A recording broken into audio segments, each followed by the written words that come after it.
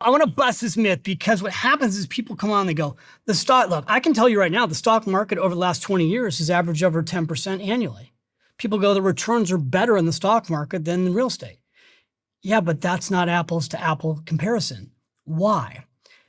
When you buy a piece of real estate, when you buy a home, people don't typically pay cash for their first house. They put down 20% and they borrow the other 80%. So you take like an example of take a $200,000 home. $200,000 home, you put 40 grand in.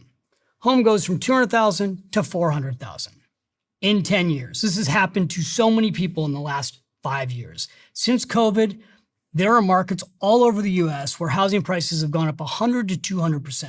So a person buys a $200,000 home, they borrowed 80%, it's doubled. So they've made 200,000 in profit. They didn't put in 200,000, they put in 40. So they got a 5 times return on their down payment.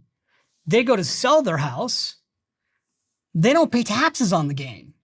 Because when you own a home, at least in the United States, you own a home for over 2 years, if you're single, you get $250,000 in tax-free gains. If you're married, you get over $500,000 in tax-free gains.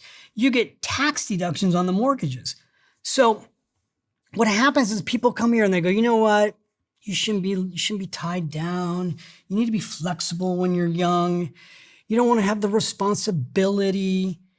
And you should take the extra money and you should put it in a mutual fund. And you know what happens in the real world, Stephen? People don't do that.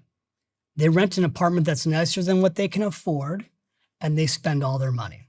And then they turn around in their mid-30s and they have no equity because they haven't bought anything, and they also haven't saved money.